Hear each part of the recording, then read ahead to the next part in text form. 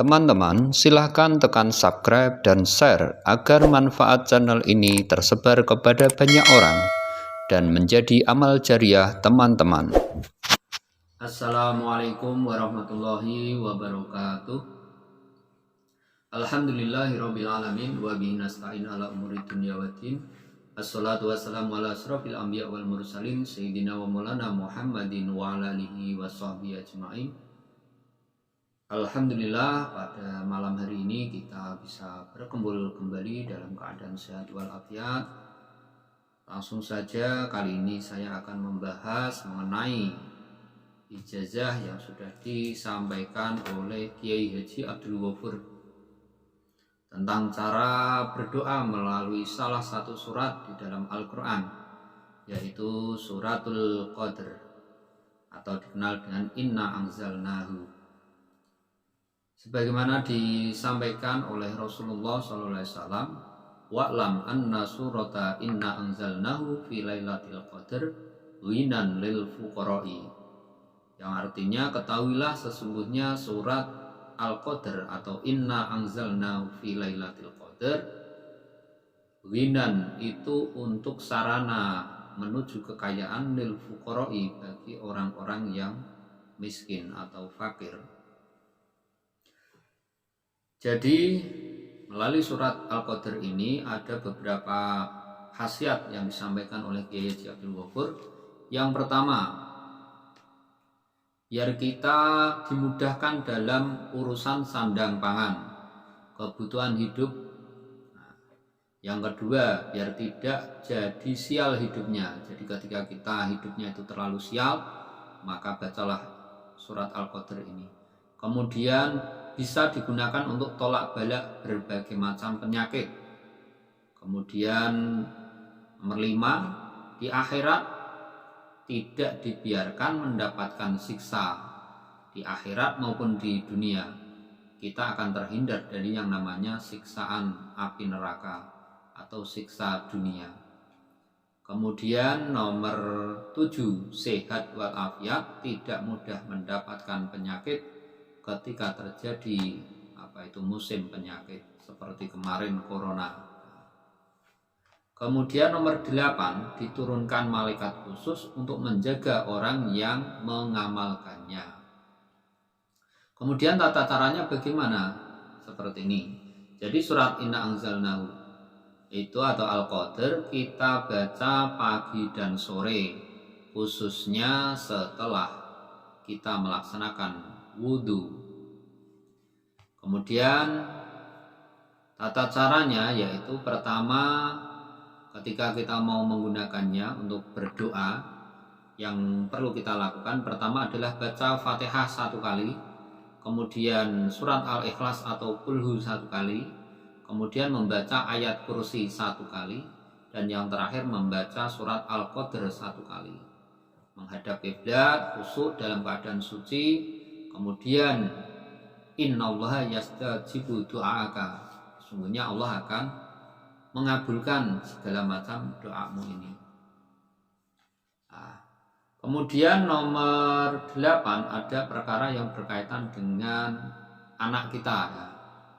Jadi kalau anak bapak ibu itu bandel atau kurang cerdas, maka bisa diberikan amalan surat Al-Qadr. Caranya, bapak ibu membaca surat Al-Qadr ini sebanyak 1 kali atau 3 kali, 5 kali, 7 kali, 11 kali atau 21 kali.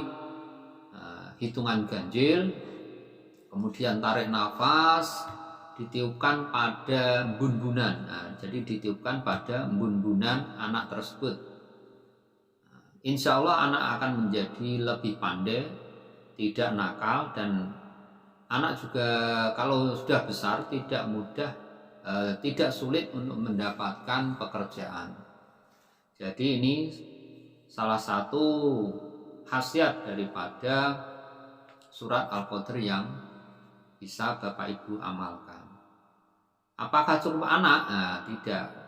Suami atau istri yang nakal pun, mungkin selingkuh atau tidak bisa diatur, tidak bisa mengikuti keinginan Bapak Ibu karena karena mungkin maksiat dan sebagainya, ketika tidur bisa diberikan tiupan surat Inna Anzalna ini. Jadi dengan penuh keyakinan berdoa kepada Allah, berkahnya surat Inna Anzalna atau surat Al-Qadr ini saya mohon anak saya atau istri saya atau suami saya sesuai dengan hajat Bapak Ibu tadi. Kemudian dibaca 1 kali atau 3 kali, 5 kali, 7 kali. Kemudian tarik nafas, kemudian sebelkan pada bun-bunannya. Tentunya anak atau suami atau istri kita ditiup itu saat mereka tertidur. Nah, itu. Kemudian yang terakhir, ini akan menjadikan, kalau kita baca, akan menjadikan diampuninya dosa kita, sehingga kita itu seperti bayi yang terlahir saat pertama kali. Jadi tidak ada dosanya sama sekali. Caranya yaitu wudhu yang sempurna. Wudhu sempurna yaitu ya sunnahnya dikerjakan, kemudian rukunnya dikerjakan. Setelah selesai wudhu sempurna tadi, kita membaca doanya, membaca doa wudhu. Setelah itu membaca surat Al-Qadr 3 kali. Nah, kemudian setelah itu membaca surat Al-Qadr, itu kita niatkan dalam diri kita untuk minta ampunan atau minta menghilangkan kesialan kita. Berdoa itu juga bisa digunakan. Jadi ada beberapa macam cara. Cara yang pertama tadi, Al-Qadr didahului dengan Fatihah, Qulhu, ayat kursi, dan Al-Qadr. Kemudian meminta kepada Allah SWT atau berdoa. Kemudian yang kedua ini dibaca setelah wudhu 3 kali. Ini untuk menghilangkan dosa kita atau memohon ampunan kepada Allah SWT. Kemudian untuk menghilangkan kesialan juga bisa. Selanjutnya ini amalan yang digunakan untuk mendatangkan rezeki, khusus rezeki ini. Jadi bagaimana caranya? Caranya seperti ini. Ketika kita membeli baju atau peci atau sarung atau mobil atau motor, itu setelah kita beli masih baru belum kita pergunakan, bacakan surat Inna Anzalna atau Al-Qadr ini sebanyak 36 kali. Kemudian tiupkan pada air digunakan untuk nyiprat-nyiprati pakaian atau baju atau kendaraan apapun yang baru tadi. Insya Allah, dengan izin Allah, selama baju baru tadi, baju atau apapun yang baru tadi kita gunakan, maka itu menjadi magnet rezeki untuk kita. Jadi rezeki dari manapun itu akan tertarik menuju kita dengan seizin Allah. Kemudian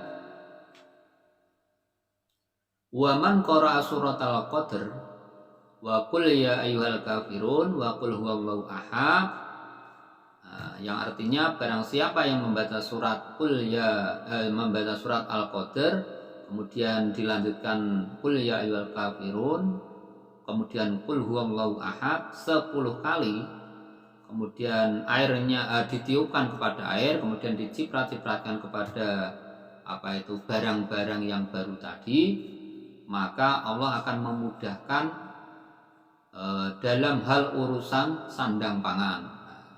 Ini ada 2 cara. Yang pertama tadi dibaca Al-Qadr 36 kali, sedangkan ini dibaca 10 kali, tetapi ada juga Al-Qadr 10, Qul ya 10, dan Qul huwallahu ahad 10 kali. Nah, ini. Jadi berdoa yang terbaik itu memang pertama adalah menggunakan surat-surat dalam Al-Quran, kemudian sholawat, baru bahasa yang kita pahami. Itu tadi ringkasan materi ijazah berkaitan dengan fadilah surat Al-Qadr. Semoga Bapak Ibu bisa mengamalkan sesuai dengan kebutuhan Bapak Ibu. Yang terpenting amalkan amalan-amalan ijazah itu dengan cara yang rutin, dengan cara istiqomah. Jangan bosan-bosan untuk selalu bermunajat kepada Allah Subhanahu wa taala. Wabillahi taufiq wal hidayah. Wassalamualaikum warahmatullahi wabarakatuh.